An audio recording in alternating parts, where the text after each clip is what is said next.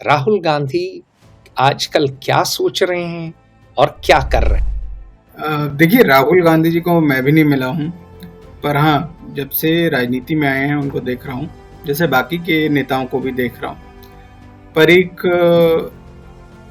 जो अवधारणा चली थी आज से कुछ साल पहले, आज से तकरीबन जब 2014 में पहली बार मोदी सरकार जीत के आई थी, तो उस समय में एक बात होने लगी थी कि भाई कांग्रेस खत्म होने वाली है या कांग्रेस पार्टी अब गई, और एक नारा बुलंद हुआ था कि कांग्रेस मुक्त भारत। कि 2024 के चुनाव में भारतीय जनता पार्टी को पूर्ण बहुमत नहीं मिला, और ये पूर्ण बहुमत उस साल नहीं मिला जिस साल की उन्होंने अपनी अगर हम आइडियोलॉजी कहें उसके स्तर पर एक बहुत बड़ी सफलता अर्जित की थी, यानी कि राम मंदिर का निर्माण जो है उन्होंने करवा के। मेरे जो दोस्त हैं मैन्युफैक्चरिंग में पुणे में, कहते हैं साहब हमने माल बेचा, 3 महीने में पैसा आएगा, हमको जीएसटी तो इसी महीने देना है, पैसा जब आएगा तब आएगा। तो इसका मतलब पैसा बैंक में होना चाहिए। अपने वर्किंग कैपिटल जो होता है ना, जो जितनी पूंजी चाहिए बिजनेस को चलाने के लिए, वही बढ़ा। तो जो स्थिति नौकरशाही की थी 8 में, जो big prize, big catch, big cake था, जो वीपी सिंह ने सोच के जिस पे निशाना साधा, तो कहीं ना कहीं राहुल गांधी उसी पे निशाना साध रहे, पर इस बार आर्थिक। तो मैं एक बात कहूँ, मैं जब मिला राहुल भैया से, यहाँ आए थे नेशनल प्रेस क्लब में, काफ़ी मुद्दों पे बात करके गए, खुल के बात करके गए, तो यही कह रहे थे कि आरक्षण सरकार में है, कॉर्पोरेट में नहीं है। होना कॉर्पोरेट में भी चाहिए, सरकार में भी आरक्षण है, एंट्री के टाइम, टॉप प्रमोशन के टाइम नहीं। इतने सेक्रेटरी हैं, उसमें से एक ही शायद दलित था, फुल सेक्रेटरी। बोले प्राइम मिनिस्टर्स ऑफिस में तो ब्राह्मण ही ब्राह्मण है। तो उनका कथन यह है कि प्रमोशन में भी, टॉप पोजीशन में भी आरक्षण होना चाहिए। तो वो वीपी सिंह की तरह अब जो है केक को बांटने के नए नए तरीके इजाद कर। हर नेता जो है कुछ ना कुछ तरीके ढूंढता है सत्ता में वापसी के, तो वो भी ढूंढ रहे हैं।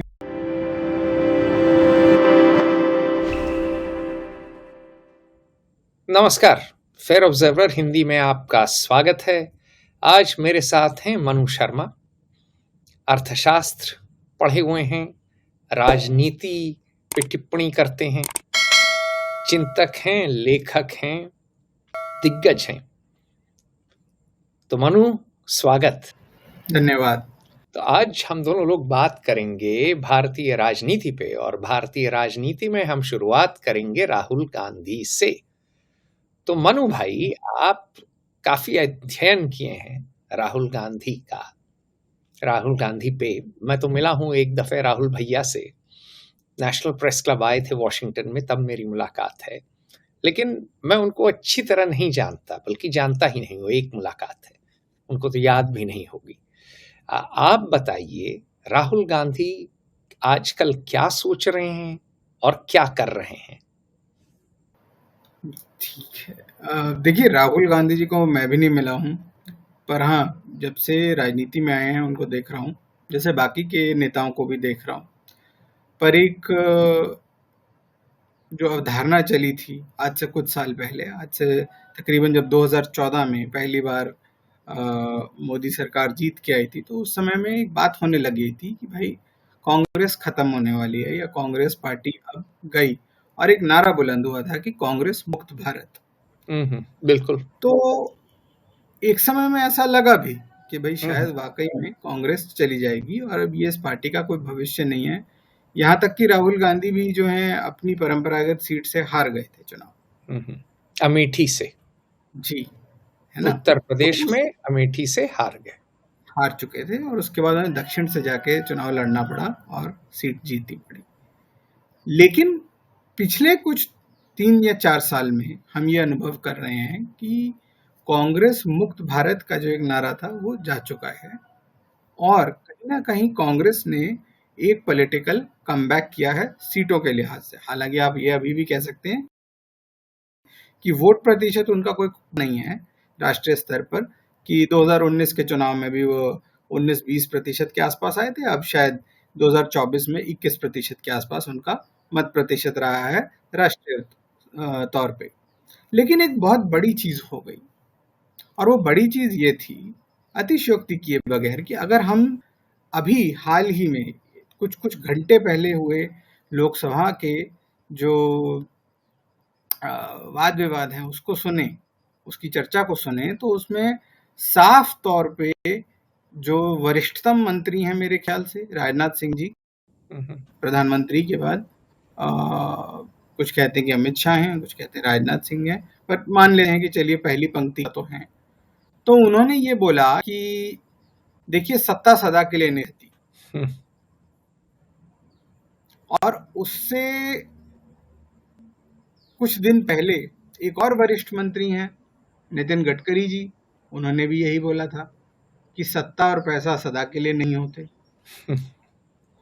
तो एक तरफ तो नारा था कि भाई कांग्रेस मुक्त भारत की कांग्रेस होगी ही नहीं, कि अब कांग्रेस कभी आएगी ही नहीं, कि अब जो है भारत की जो राजनीति है वो कहीं ना कहीं सिंगापुर या नॉर्थ तो नहीं, बट सिंगापुर की राजनीति जैसी हो जाएगी, कि एक बड़ी एफिशिएंट पार्टी होगी जो हमेशा चुनाव पे चुनाव जीतती जाएगी और देश को विकास की तरफ लेके जाएगी। तो दरअसल एक वो मॉडल जो है प्रपोज किया गया था कि अब बाकी के ईस्ट एशिया की तरह भारत भी चल पड़ा है, और यही भारत की अब एक तरीके से नियति है। लेकिन उसमें बदलाव आ गए। बदलाव क्या आ गए कि 2024 के चुनाव में भारतीय जनता पार्टी को पूर्ण बहुमत नहीं मिला, और ये पूर्ण बहुमत उस साल नहीं मिला जिस साल की उन्होंने अपनी अगर हम आइडियोलॉजी कहें उसके स्तर पर एक बहुत बड़ी सफलता अर्जित की थी, यानी कि राम मंदिर का निर्माण जो है उन्होंने करवा के दे दिया था। भारतीय जनता पार्टी तो एक तरीके से विकसित ही इस नारे पे हुई थी कि राम मंदिर का पुनर्निर्माण करेंगे।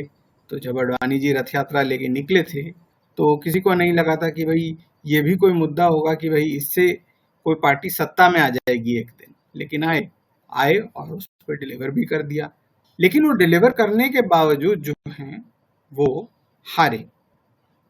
अब ये तो नहीं कहेंगे कि चुनाव हारे, पर कई सीटें हारे, जिससे कि वो अपनी एक बहुत स्ट्रांग पोजीशन जो थी, जहां पे वो एक छत्र राज कर रहे थे, उससे नीचे आ गए। अब उसमें आप ये कह सकते हैं कि कहीं वोटर फैटीग था, चुनावी टिकटों के वितरण में कुछ शायद ठीक ठाक ना रहा हो, या संघ नाराज हो, या कोई और बात हो, भांति भांति के कयास लगाए जा सकते हैं।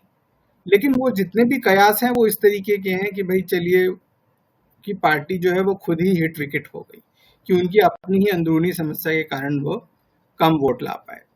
लेकिन इसमें एक दूसरा तथ्य ये भी है कि कहीं ना कहीं राहुल गांधी जो हैं वो एक दोबारा से जमीन पकड़ पाए हैं जहां पे कांग्रेस को पोजीशन कर सके। तो यहाँ पर तीन प्रमुख बातें मैं कहना चाहूंगा दर्शकों के लिए, कि अगर आप 2014 से बाद का समय देख रहे हैं आज तक का, तो भारतीय इतिहास में, यानी कि अंग्रेजों के जाने के बाद पहली बार है कि कांग्रेस इतनी कमजोर स्थिति में रही है। तो ये आप सब मानेंगे मेरे साथ कि कांग्रेस इतनी कमजोर पहले कभी नहीं थी। दूसरी बात, उस कमजोर स्थिति में होते हुए भी कांग्रेस जो है 20 से 21% मत प्रतिशत जो है राष्ट्रीय स्तर पर ले गई, यानी कि हर पांचवें भारतीय ने कांग्रेस को वोट दिया जब कांग्रेस पॉपुलर नहीं है। और भारतीय जनता पार्टी सारा जोर, सारा प्रयास, सब कुछ करके आज जो है जहां भी है वो अपने शीर्ष पे है। तो एक पार्टी का शीर्ष समय चल रहा है, दूसरी पार्टी का अच्छा समय नहीं चल रहा है। लेकिन अच्छा समय ना होने के बावजूद वो पार्टी जमीन पकड़ती दिखाई दे रही है। तो ऐसा होने का क्या कारण है? ऐसा होने का कारण है जो तीसरी चीज मैं कहने वाला था, कि राहुल गांधी कहीं ना कहीं आइडियोलॉजी के स्तर पर एक नई पोजीशन, एक नया स्थान दे रहे हैं। कैसे दे रहे हैं? कि उन्होंने ये देखा कि पिछले 10 साल, 11 साल से जब कभी भी चुनाव में गए,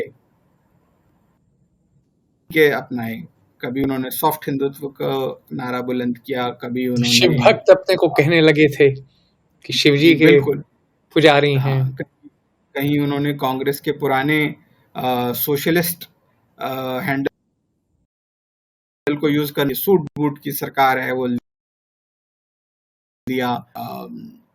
जो क्रोनी कैपिटल पूंजीपतिवाद है उस पे कटाक्ष करते नजर आए, कहीं किसानों के साथ गए, कभी जो है वो दलित और पिछड़े वर्ग के साथ खड़े नजर आए।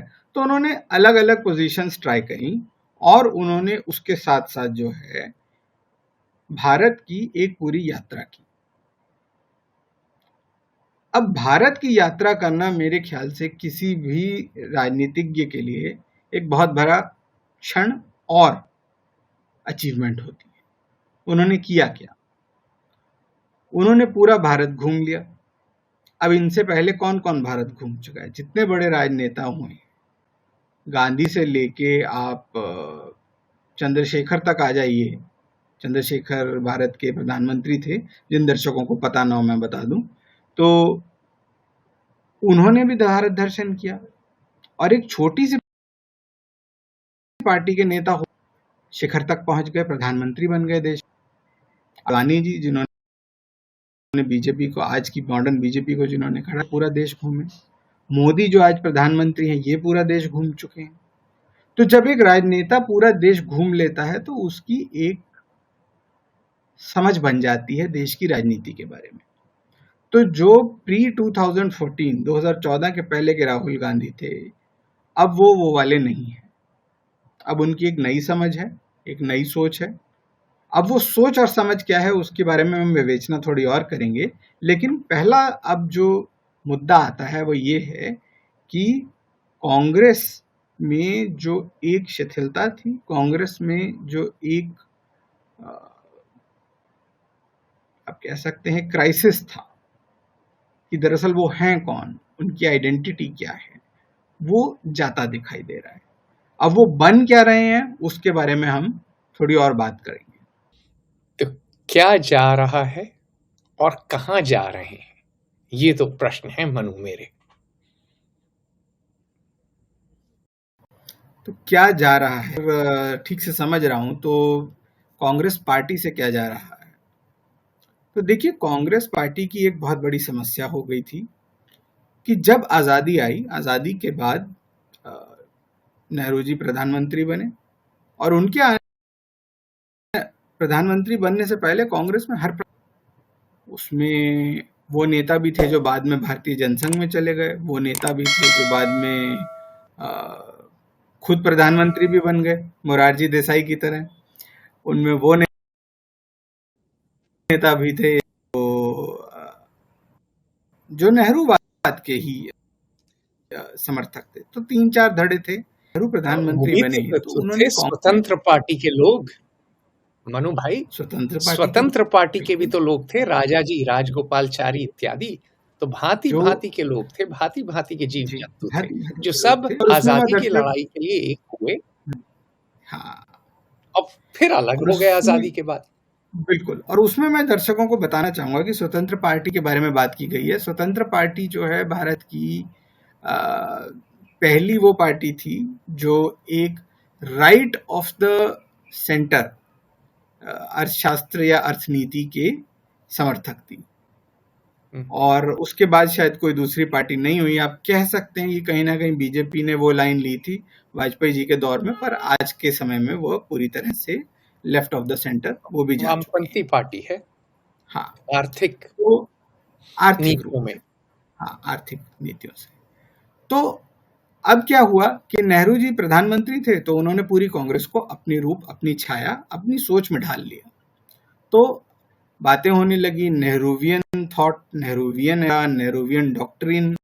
तो सब चीज नेहरू जी के आसपास घूमने लगी, चाहे चाइना को लेके नीति हो, चाहे पाकिस्तान को लेके नीति हो, चाहे पूरी दुनिया को लेकर नीति हो, गोवा का एनेक्सेशन हो, उन्होंने गोवा को आजाद कराया और गोवा को आजाद कराते जी गोवा को आजाद कराया और बड़ा बहादुरी, बड़ा कदम था। उन्होंने जो है पूरे यूरोपियन यूनियन और बाकी के भी जो अमेरिकन प्रेसिडेंट भी थे उस समय के, उनकी भी बात को नजरअंदाज करते हुए उस समय उन्होंने ईयू नहीं वो था भाई मेरे, ईयू तो बाद में बना, पर हाँ, ईयू यूरोपियन नहीं था, इकोनॉमिक मतलब कम्युनिटी थी। यूरोपीय देश यूरोपियन मैं देश। ये कहना चाह रहा था लोगों की समझ के लिए कि जितने भी यूरोपीय देश थे तो उन सब से लड़ाई मोल लेते हुए ये कदम उठाया और बड़ा साहसिक कदम था। तो नेहरू जी एक लार्जर देन लाइफ फिगर बन चुके थे अपने दौर के, और उन्होंने पूरी कांग्रेस को अपने हिसाब से मोल्ड कर लिया। उसमें सोशलिज्म भी था, उसमें किसी भी प्रकार की आर्थिक उदारवाद का कोई स्थान नहीं था, दे दिए गए। फिर क्या हुआ, वो चले गए, उनका निधन हो गया, और उनके उस निधन के बाद एक दौर आया जिसमें लगा कि पता नहीं अब कांग्रेस और देश की बागडोर कहाँ जाएगी। कुछ 1-2 साल ऊहापोह रही, लाल बहादुर शास्त्री उसमें पीएम बने, फिर वो भी चले गए एकदम से यकायक। उनके जाने के बाद 1965 में उनके जाने के बाद दौर आया इंदिरा गांधी जी का।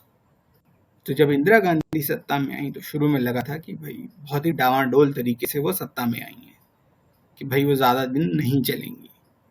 उनके बारे में तो जो कुछ कांग्रेस के वरिष्ठ नेता थे उन्होंने ये भी बोल दिया था कि ये शायद बधिर गुड़ियां हैं, और गूंगी गुड़िया।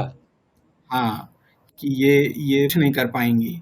लेकिन क्या हुआ, उन्होंने कांग्रेस को, तो देखिए आप एक बात का ध्यान दीजिएगा कि इंदिरा गांधी जब स्टार्ट कर रही थी और शुरू के कुछ साल थे, उनका बहुत मजाक उड़ाया गया था। तो एक हिस्टोरिक पैरेलल है कि राहुल गांधी का भी बहुत मजाक उड़ा है पिछले कुछ सालों में। चलिए बात जाते हैं फिर वहीं पे। तो इंदिरा गांधी ने जब कांग्रेस की बागडोर अपने हाथ में ली तो उन्होंने कांग्रेस को और अपने अनुरूप ढाला। तो वो कांग्रेस आई, जो इंडिया होता था उसका लोग बोलने लग गए कांग्रेस इंदिरा। इतना भारी उनका वर्चस्व था। जितने पुराने नेता थे वो सिंडिकेट बोला जाता। एक उनके समर्थक ने कहा ना, India is Indira and Indira is India. India, yes. तो वो ऐसा क्यों कहा गया था? क्योंकि उस समय में वाकई में उनकी नीति ही भारत की नीति थी। सोच भारत की सोच थी, कि हाथ में थी तो जो उनके मन में आएगा वो वही हुआ।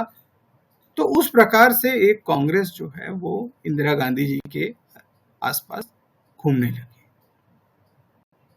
अब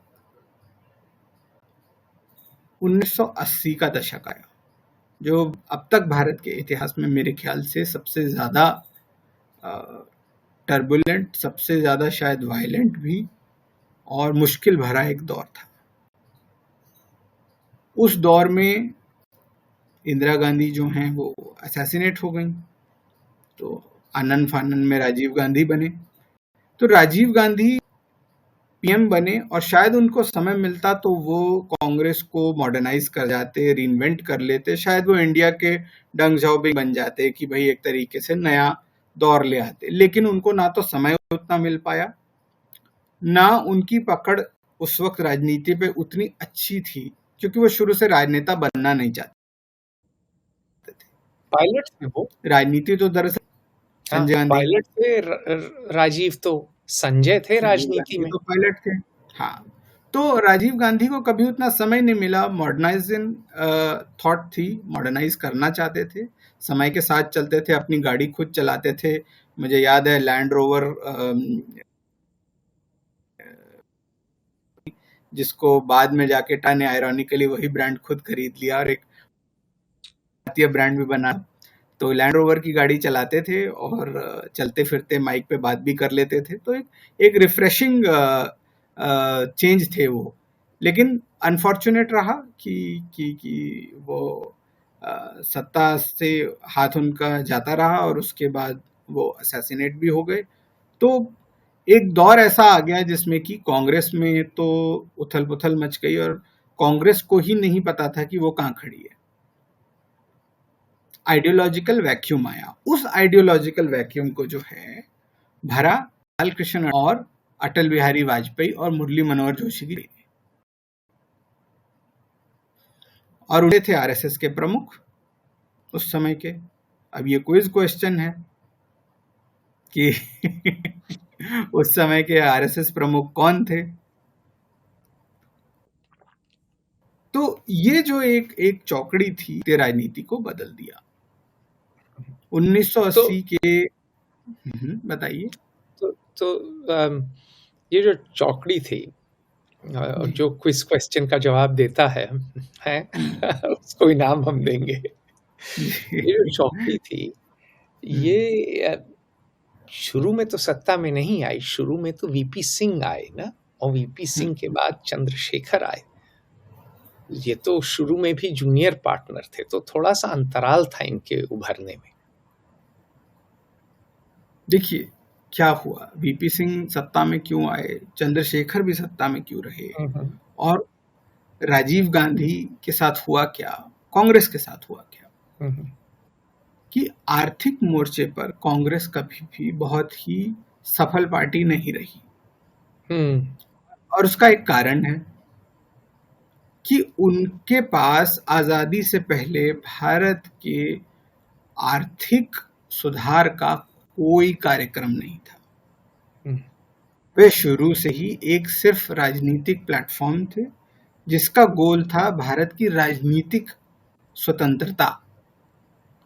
आर्थिक स्वतंत्रता के बारे में स्वदेशी और कुछ एक दो बॉयकॉट और उसके अलावा उनको नहीं समझ थी कि हमें करना क्या है, देश और को अमीर बहुत कैसे। बड़ी बात कही मनु, बहुत बड़ी बात कही तुमने कि राजनीतिक मुद्दे पे तो सब एक थे कि चाहिए थी सबको आजादी, चाहिए थी सबको स्वतंत्रता, लेकिन आर्थिक मुद्दे पे चूंकि इतने भेदभाव थे, राजा जी के विचार भिन्न थे नेहरू जी से, पटेल के विचार भिन्न थे, सरदार पटेल जी के विचार भिन्न थे सुभाष बोस जी से, एक वामपंथी एक सेंटर राइट मान लें। तो अगर वो आर्थिक कोई प्लेटफॉर्म बनाते तो टूट जाते, विभाजित हो जाते, या बहस बहुत होती। तो ये मुद्दा आजादी के बाद के लिए रखा उन्होंने, इस पे ज्यादा टिप्पणी या विवेचना ही नहीं गई। लेकिन उसका जो असर हुआ, असर क्या हुआ कि आज तक भारत जो है वो अपने आर्थिक धरातल को टटोल रहा है। सत्य वचन। जो बात 47 में हो रही थी वही आज हो रही है। जो समस्याएं तब की थी वही समस्याएं आज की हैं, बस थोड़ी और बड़ी हो गई हैं साइज में। लेकिन अगर कहें कि कुछ नया है तो नया नहीं है। नहीं मनु, कुछ तो नया है। भूखे उतने नहीं लोग मर रहे, लोग ज्यादा दिन जी रहे हैं, इतना तो बदलाव आया है।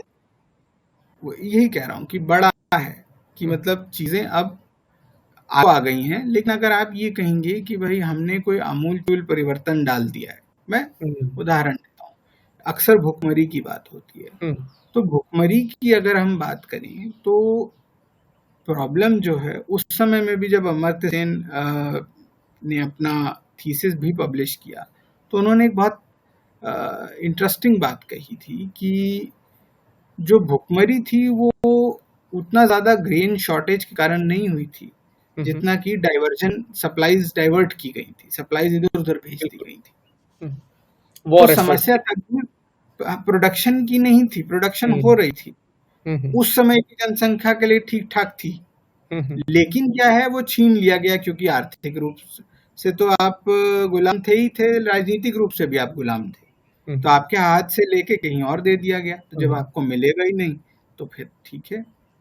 तो वो एक राजनीतिक विफलता थी, उस राजनीतिक विफलता को तो दूर कर दिया गया। उसको ये कहना कि वो आर्थिक सक्सेस स्टोरी है, ये शायद थोड़ा अतिशयोक्ति हो जाएगी। राजनीतिक सक्सेस स्टोरी है, बिल्कुल है, क्योंकि सामाजिक न्याय के धरातल पे वो कतई भी स्वीकार्य नहीं था कि लोग भुखमरी से मरे कहीं भी।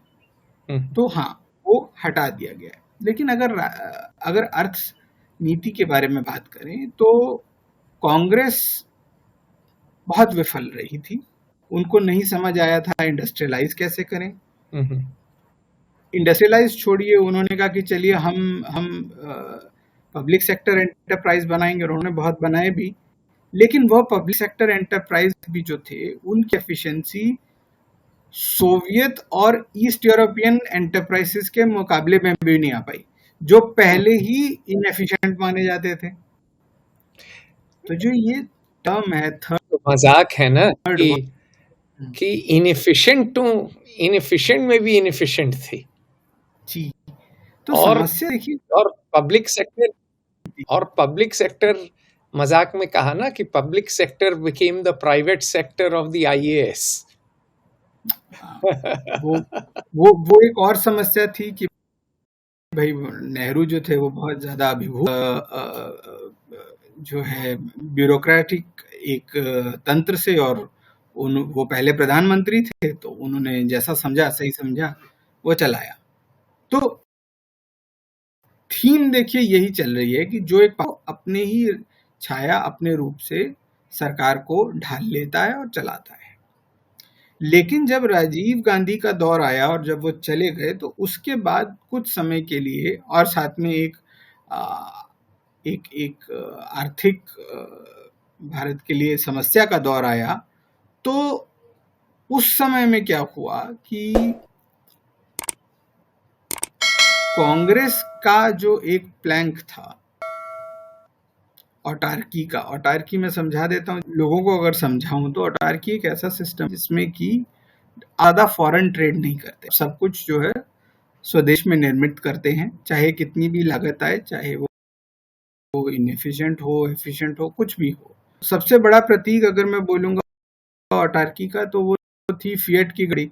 दो ही बना सकते थे आप देश में, वही बेच सकते थे, वही चलती थी और 50 बरस तक बिकती भी रही वही, जब तक मॉडर्न गाड़ियां नहीं आई। तो ये एक मोटे मोटे तरीके लिस्ट भी होती थी भाई इन गाड़ियों के लिए, उस जमाने में वेटिंग लिस्ट होती थी, ब्लैक में बिकती थी।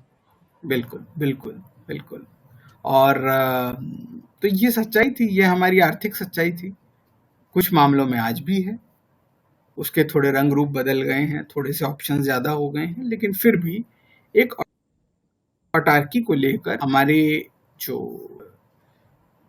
जो बाबूशाही है वो बहुत उससे अभिभूत रही है, और उन्हीं के पीछे पीछे जो नेता समाज है वो भी चलता आया है। अब ब्रेक कहाँ लगा? ब्रेक लगा मनमोहन सिंह के दौर में, वाजपेयी और मनमोहन सिंह के दौर में, कि वाजपेयी और मनमोहन सिंह जो हैं, इन दोनों ने जो कि नरसिम्हा राव जी और मनमोहन सिंह इकट्ठा लेके आए थे, उसको सुचारू रखा। उससे हुआ क्या?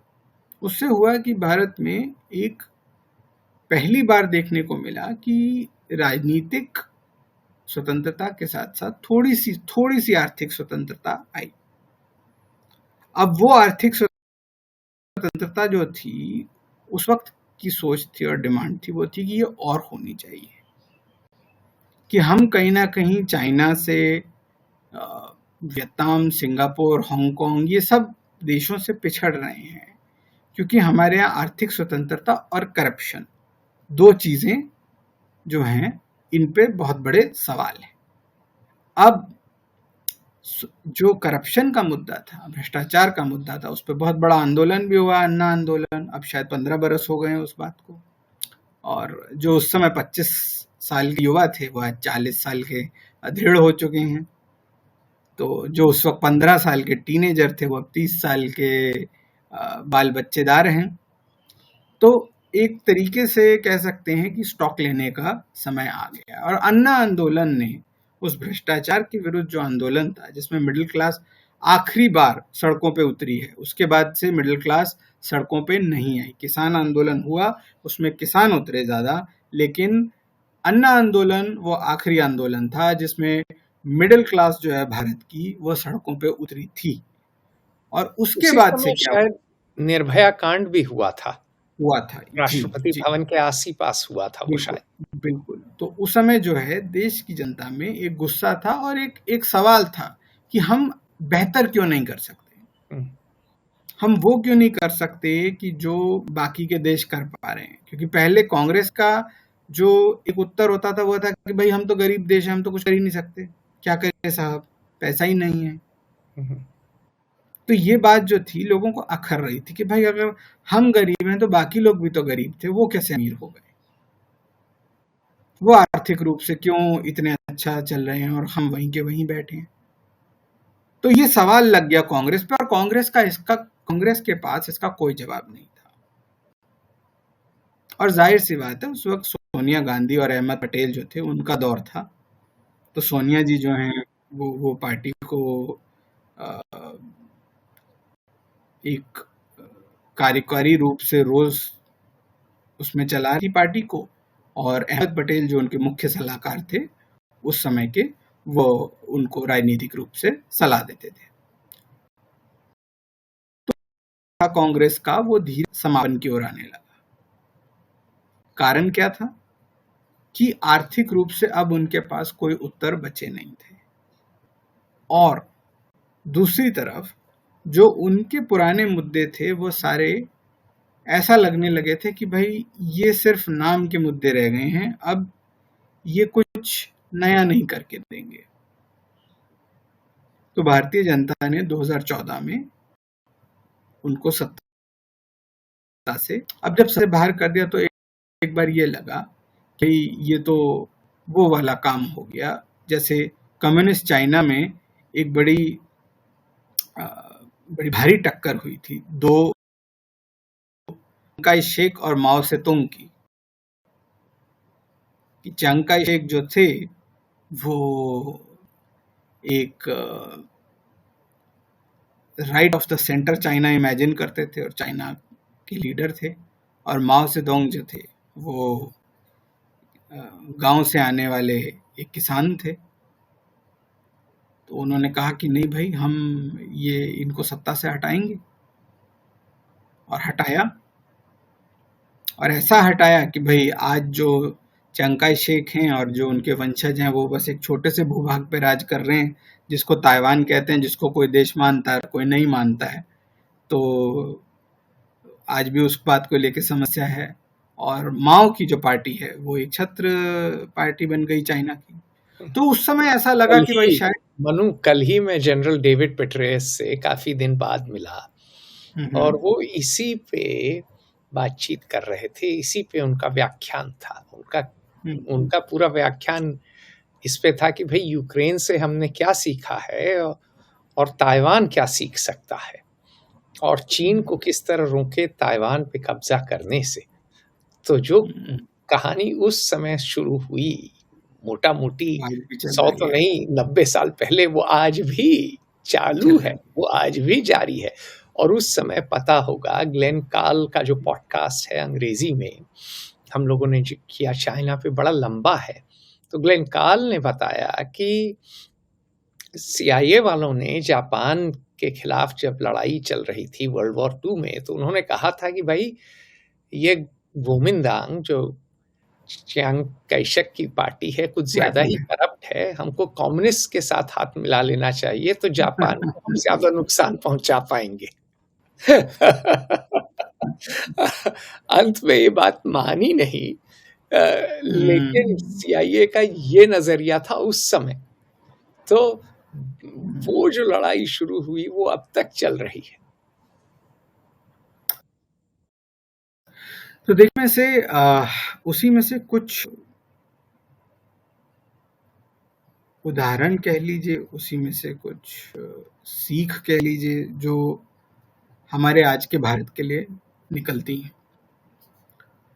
तो 2014 में जब कांग्रेस हारी तो एक तरीके से उसको इस प्रकार लिया गया कि भाई ये तो चाइना की लड़ाई वाला काम हुआ है, अब चिंग काई शेक जो हैं वो गई, पार्टी गई, और अब नई पार्टी जो है, तो अब नई पार्टी का जमाना आ गया है, और वो नई पार्टी भाजपा है।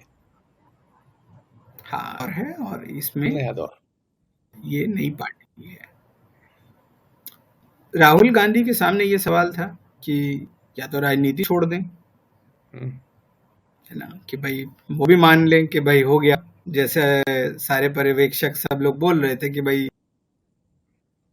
अब मुश्किल है, यहाँ से है, तो वो भी छोड़ दें, या ये है कि वो खुद को रीइन्वेंट करें।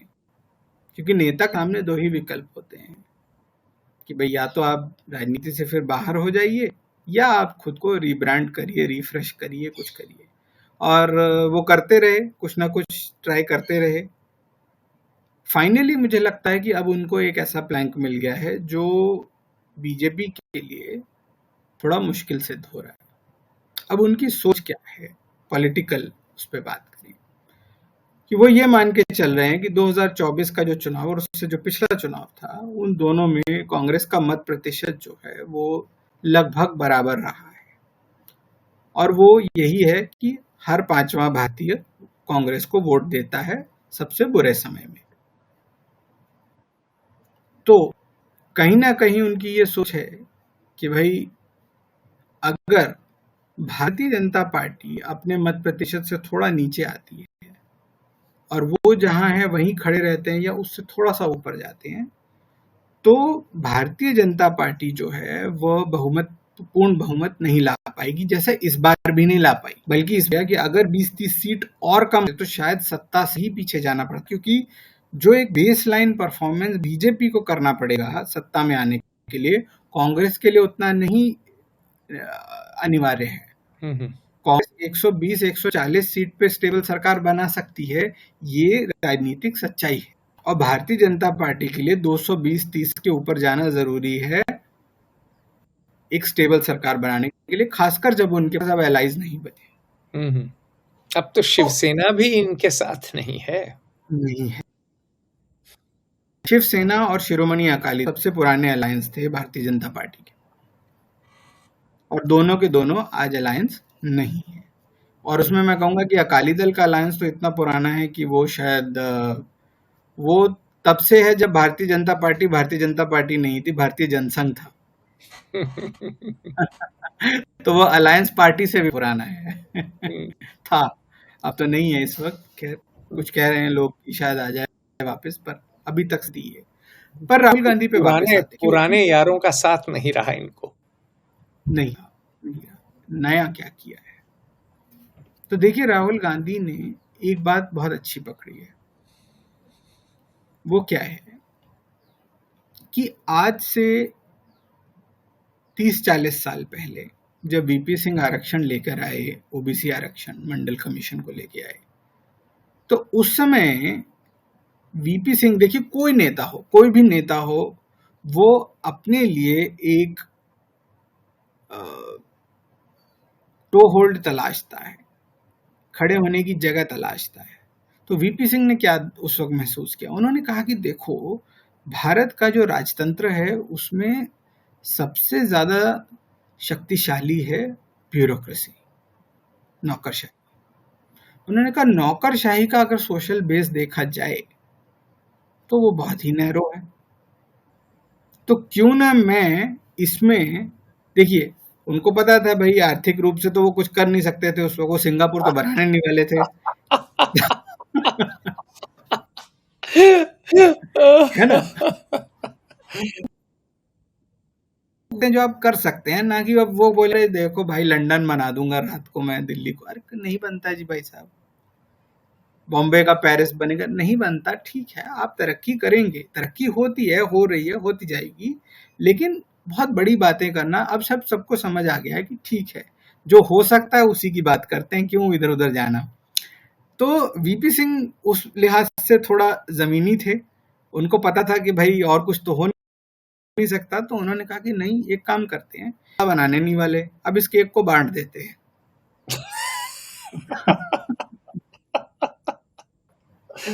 कम से कम कोई नाराज नहीं होगा कि कुछ मिला। भाई किसी को क्रीम मिल गई, किसी को केक मिला, किसी को उस बीच में लगी चेरी मिल गई। तो हर कोई खुश है भाई, चलो कुछ तो मिला, ठीक है।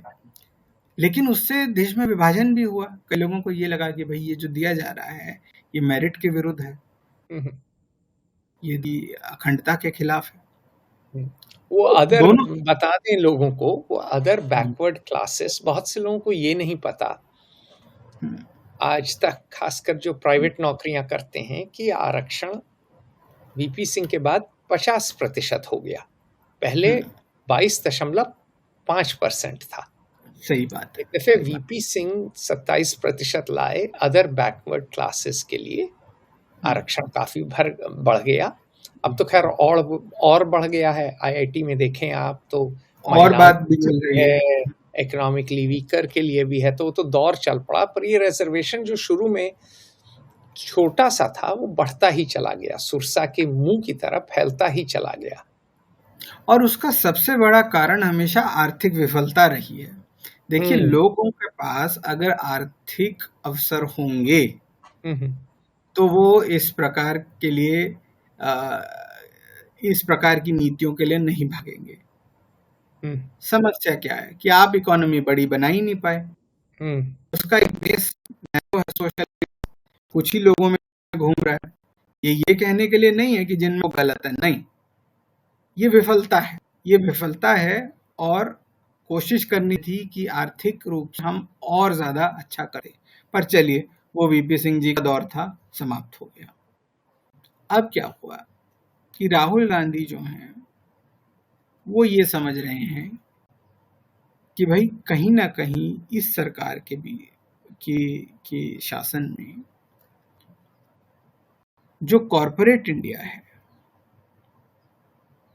वो धुरी बन गया है भारतीय मेन स्ट्रीम की।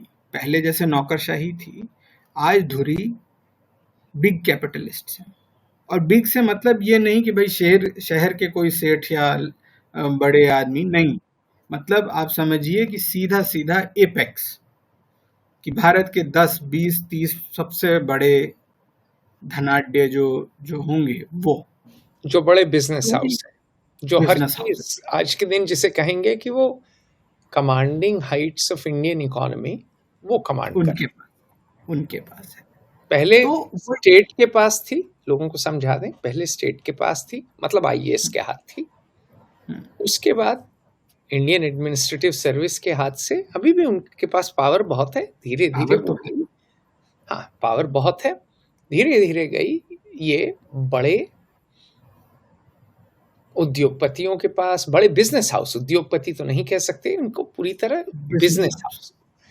और इनकी साठगांठ है ब्यूरोक्रेसी से। बहुत से पुराने जो है ब्यूरोक्रेट इन्हीं के यहाँ जाके काम करते हैं, तो एक तरह से एक साठगांठ की इकोनॉमिक जो है पॉलिसी, या एक साठगांठ का इकोनॉमिक मॉडल हमने खड़ा कर दिया है।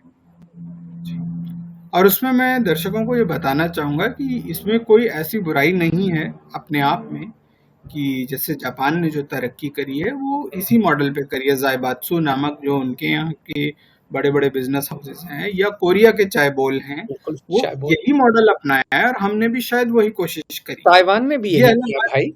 हाँ, तो ये अलग बात है कि अब नतीजे कैसे आएंगे, पर ये कहना कि खुद में ये मॉडल गलत है, ऐसा नहीं है। ये मॉडल एक वैध कह सकते हैं इकोनॉमिक मॉडल है जो यूज हुआ है और जिसने अच्छे रिजल्ट्स दिए।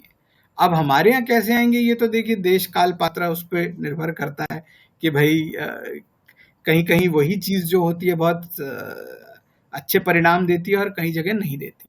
पर अब वापस आते हैं कि राहुल गांधी इसमें क्या देख रहे हैं, गैप क्या मिल रहा है। तो देखिए राहुल गांधी को ये बात समझ आ गई कि जितनी भी नई आर्थिक नीतियां आई हैं, सो कॉल्ड एंटी करप्शन हो, चाहे so called ease of living की हो, वो सारी की सारी जो बेनिफिट है वो दे रही हैं उन बिजनेस हाउसेस को जो इसके लिए प्रिपेयर्ड थे। तो वो देख रहे हैं कि जनता को मुश्किलें आ रही हैं, टैक्स के जितने भी नौकरशाही है वो निरंकुश हो चुकी है।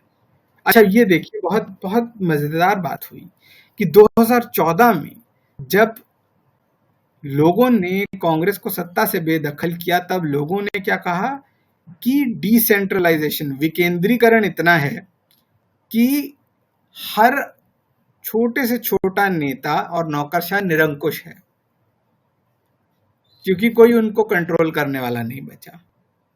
आज क्या हो गया है, केंद्रीकरण इतना हो गया है कि कोई सुनने वाला नहीं है, तो फिर नौकरशाह और नेता निरंकुश हैं।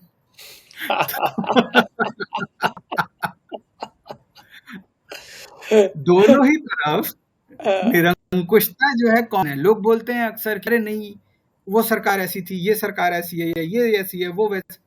आप ये नहीं समझ रहे लोगों का एक्सपीरियंस ग्राउंड लेवल का क्या है। एक आम आदमी पुलिस थाने चला जाए, वो 2014 में भी उतना ही जलील होता था जितना आज होगा।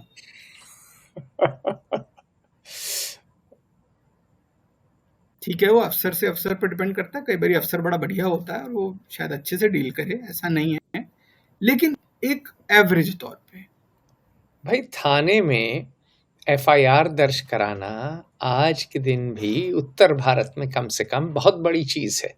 हाथ पैर फूल जाते हैं, बिल्कुल। हाँ, या तो आप के पास इतना पैसा हो कि आप खिला पिला दीजिए थानेदार को, या तो आप सत्ताधारी हो कि वो मारे भय के लिख ले, और या तो जो है इतना बड़ा क्राइम हो कि वो जो है समाज के दबाव में आके लिख ले। चौथा कोई विकल्प नहीं है। और दूसरा जो बहुत एक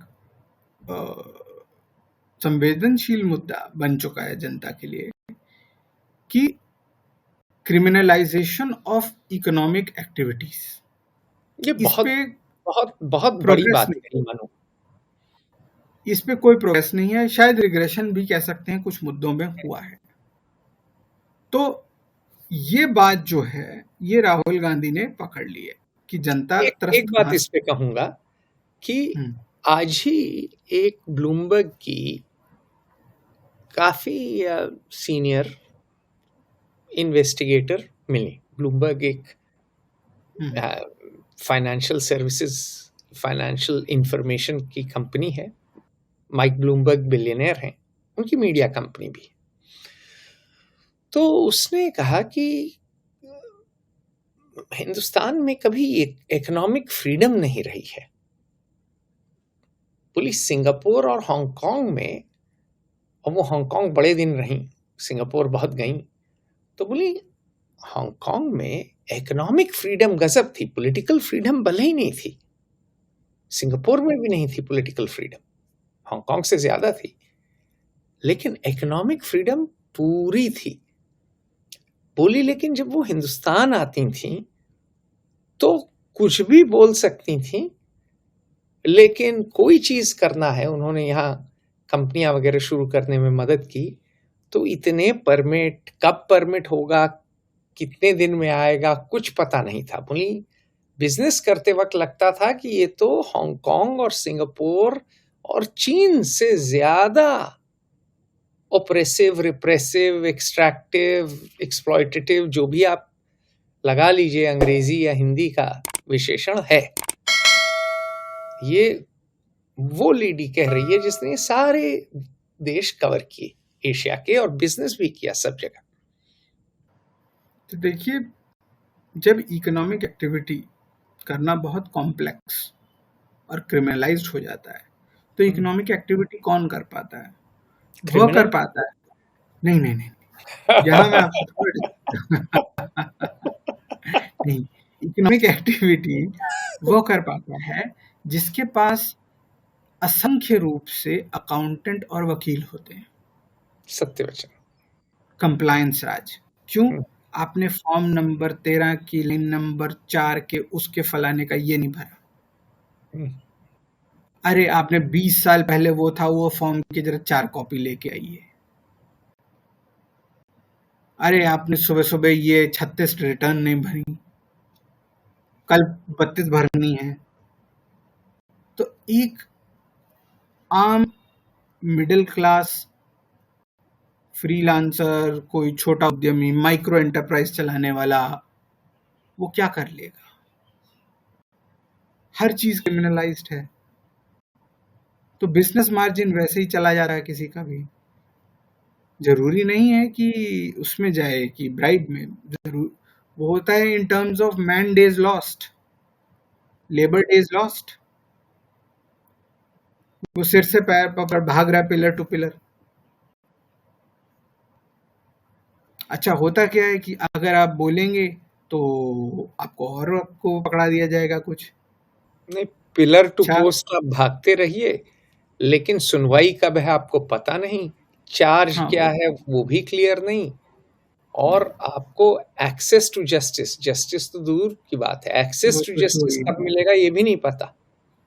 हाँ, और इस कारण से ये चीज जो है वो कहीं ना कहीं कांग्रेस नजरों में आ चुकी है।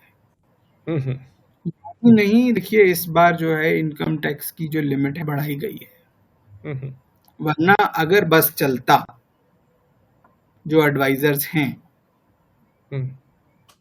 इस वक्त की अर्थनीतियों के, तो मुझे लगता है वो बढ़ाने की बजाय घटा देते और बोलते और टैक्स लगा देते हैं कहीं। हम्म। क्योंकि एक मानसिकता वो हो रही है कि टॉप लाइन ग्रोथ जो है वो बस 10 20 30 बिजनेस हाउसेस से आएगी और उस ग्रोथ को बोलेंगे हाई ग्रोथ है, लेकिन बाकी की जनता जो है वो इकोनॉमिक एक्टिविटी में पार्ट नहीं ले सकते, क्योंकि बैरियर टू एंट्री बहुत हाई कर दिया गया है, हम्म। बहुत हाई कर। हम्म। अगर आपके पास 5-6 सीए, 5-6 वकील और खूब अच्छे से मतलब साधन संपन्नता नहीं है तो थोड़ा मुश्किल ही है।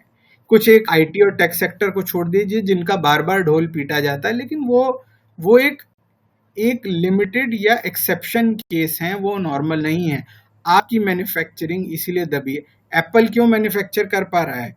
एक तो वो एप्पल है, दूसरा ये है कि उनके पास इतनी इंस्टीट्यूशनल बैकिंग है कि उनको कोई छेड़ नहीं सकता। हम्म। उनकी उनके प्रेमिसेस में कोई इधर उधर के वो रेट डाल के या कुछ बोल के कोई इंस्टर काम नहीं रोकता। ये बात आ जाती है। ये बात जो है ये कहीं ना कहीं कांग्रेस के थिंक टैंक ने जज्ब कर ली है। तो दो चीजें उनको समझ आ गई हैं। एक, आर्थिक रूप से जो है ताना बाना वो नैरो हो गया है। उसका जो भारत में एक इकोनॉमिक पार्टिसिपेशन का जो बेस है वो नैरो हो चुका है।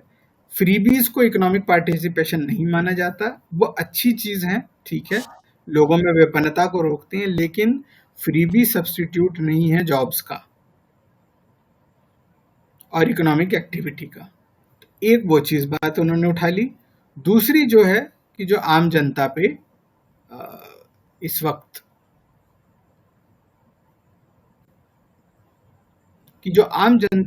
वक्त एक बहुत ही मैं कहूंगा टफ और ओप्रेसिव इकोनॉमिक फ्रेमवर्क एक बना दिया गया है। मैं एक बात कहूं, ड्रेकोनियन है। ड्रेकोनियन मतलब बिल्कुल कुछ जुल्मी है। उसकी वजह मैं क्यों कह रहा हूं, मेरे जो दोस्त हैं मैन्युफैक्चरिंग में पुणे में, कहते हैं साहब हमने माल बेचा, 3 महीने में पैसा आएगा, हमको जीएसटी तो इसी महीने देना है, पैसा जब आएगा तब आएगा। तो इसका मतलब पैसा बैंक में होना चाहिए। अपने वर्किंग कैपिटल जो होता है ना, जो जितनी पूंजी चाहिए बिजनेस को चलाने के लिए, वही बढ़ा दी। तो ये साहब तो खैर बनाते हैं बड़ी हाई क्वालिटी चीज और चल रही है इनकी दुकान ठीक ठाक, लेकिन यही बोल रहे थे कि अगर हमें ये लोग बेड़ियों से ना बांधें तो हम आज से दुगनी और तिगुनी नौकरियां दे सकते हैं। तो ये जो ड्रेकोनियन हो गया है कि अगर आपने चुप्पे से जो टैक्स मांगा नहीं दिया, फिर आप कोर्ट के चक्कर काटते रहिए, तारीख पे तारीख पे तारीख। वो जो एक डायलॉग था किसी पिक्चर का, उसी के चक्रव्यूह में आप फंस जाएंगे, सालों के लिए फंस जाएंगे। फिर बिजनेस आप क्या करेंगे तो राम जाने। और बिजनेस अगर चला तो आपका आपके भरोसे नहीं, राम भरोसे चलेगा। यस, वो समस्या है। तो अब राजनीतिक रूप से मुझे लगता है पहली बार कांग्रेस अपने इतिहास में आर्थिक जो नीतियां हैं और आर्थिक नीतियां माइक्रो लेवल पे, मैक्रो नहीं, वो नहीं कि भाई हम commanding Heights of the economy state देंगे और हम सोवियत की तरह प्लान्ड इकोनॉमी नहीं। इस पर बड़ी इंटरेस्टिंग बात कर रहे हैं लोग। इस बार वो ये कह रहे हैं कि भाई अगर जापान के जो लोहार हैं वो इंजन बना सकते हैं, हालांकि इस बात का मजाक उड़ा दिया गया कुछ तबकों में, लेकिन इसमें कहीं ना कहीं तथ्य तो है कि वो तभी कर सकता है कि जब इकोनॉमिक पार्टिसिपेशन बहुत फ्री और फेयर रखेंगे। तो जो स्थिति नौकरशाही की थी 8 में, जो big prize, big catch, big cake था, जो वीपी सिंह ने सोच के जिस पे निशाना साधा, तो कहीं ना कहीं राहुल गांधी उसी पे निशाना साध रहे, पर इस बार आर्थिक मोर्चे पे। तो मैं एक बात कहूं, मैं जब मिला राहुल भैया से, यहाँ आए थे नेशनल प्रेस क्लब में, काफी मुद्दों पे बात करके गए, खुल के बात करके गए, तो यही कह रहे थे कि आरक्षण सरकार में है, कॉर्पोरेट में नहीं है। होना कॉर्पोरेट में भी चाहिए, सरकार में भी आरक्षण है एंट्री के टाइम, टॉप प्रमोशन के टाइम नहीं। इतने सेक्रेटरी हैं, उसमें से एक ही शायद दलित था फुल सेक्रेटरी।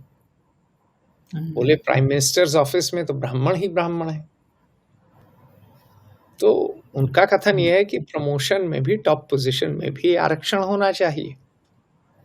तो वो वीपी सिंह की तरह अब जो है केक को बांटने के नए नए तरीके इजाद कर रहे हैं।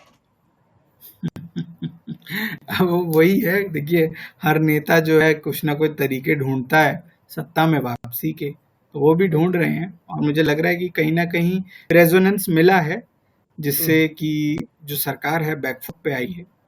और कुछ कारण उनका अंदरूनी भी है कि सरकार की खुद की विफलता भी है कि वो आर्थिक मोर्चे पे अभी भी कोई मान नहीं रहे हैं।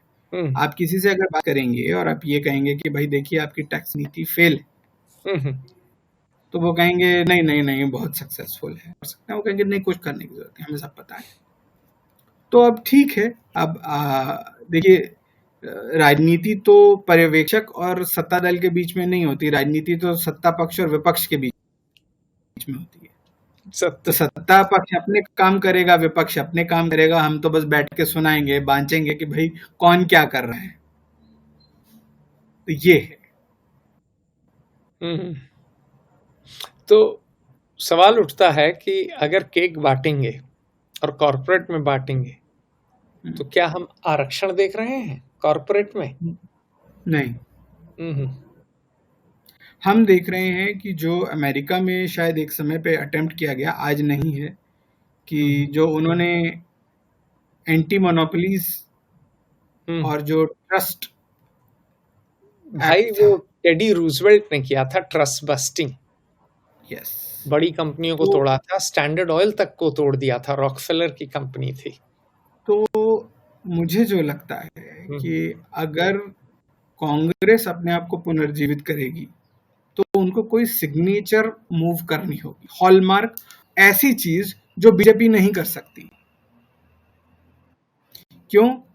देखिए, अगर आप ये सोचिए कि क्या कांग्रेस कभी राम मंदिर प्लैंक ले सकती थी, भले ही वो उसके विरोध में ना हो, लेकिन वो नहीं कर सकते थे। तो बीजेपी ने ऐसा प्लैंक पकड़ा जो कांग्रेस टच नहीं कर सकती। तो अगर आज बीजेपी ऐसी मूव ट्राई करेगी तो उसका मेन सपोर्ट बेस कोलैप्स हो जाएगा। तो कांग्रेस की ये भी बात है, इनहेरिटेंस टैक्स की भी मैं बातें सुन रहा हूँ जो कोई भरी होगी, और अगर सैम पिट्रोडा और वैसे लोग सलाहकार बनेंगे तो शायद मुझे नहीं लगता कि उतना इफेक्टिव होगा, लेकिन कुछ मामलों में सही उन्होंने दिशा तो ठीक पकड़ ली है। अब नीतियां कैसी लाते हैं ये देखना होगा।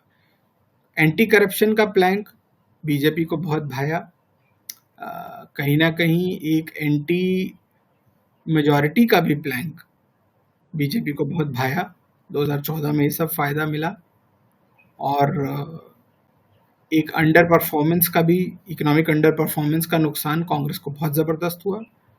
अब उसमें वो एंटी मेजॉरिटी वाले स्टेटमेंट का कांग्रेस कुछ नहीं कर सकती, वो उनकी एक स्ट्रक्चरल पोजीशन है।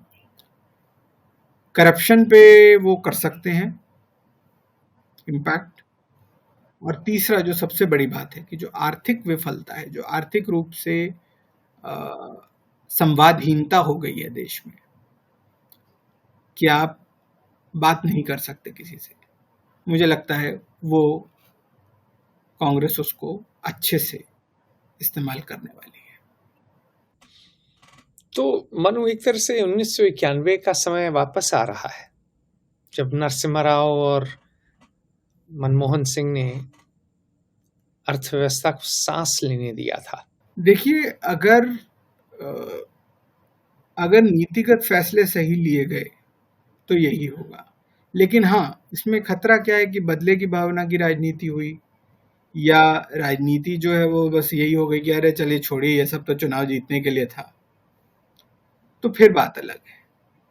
लेकिन एक चीज मुझे लगता है कि देश की जनता को भी शायद समझ आ गई है,